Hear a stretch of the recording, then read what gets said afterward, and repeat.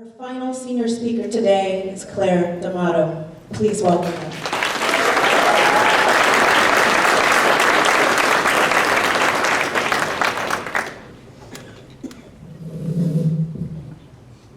Good morning, everyone. The last thing we read in English class was Alison Bechdel's graphic novel, Fun Home. In the memoir, Bechtel uses a snake to symbolize the relationship between herself and her father. Once her father died, she was able to live freely. Stay with me, this isn't as morbid as you think. She comes to the conclusion that snakes represent cyclicity. Someone's end can be another's beginning. I continued to think about the snake in Bechdel's conclusion long after class ended, and I realized that what she wrote applied to Kew Forest.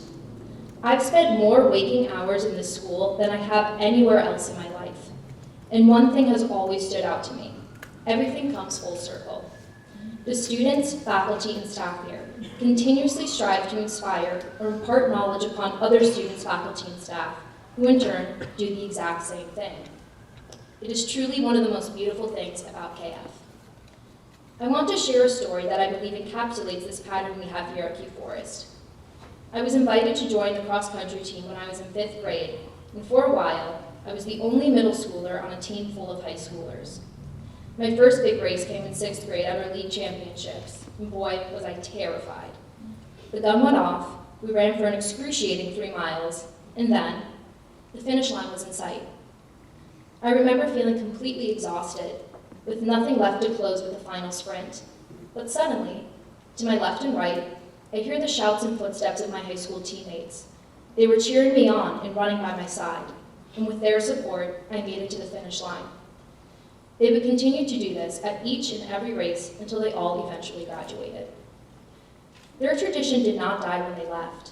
Then, it was me who was cheering on my teammates and running beside them as they finished their races. And soon after, it was my teammates doing the exact same thing.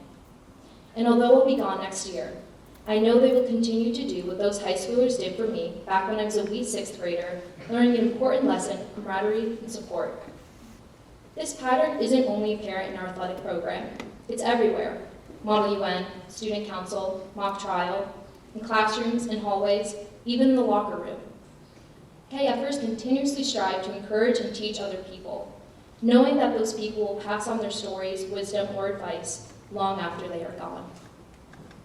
Sitting on this stage right now, it's our ending here at Kew Forest, but it's also someone else's beginning, because I know that each student on this stage has somehow passed on some important piece that will change another student, faculty, or staff member's life, and that student or faculty or staff member will change another's life, and so on and so forth.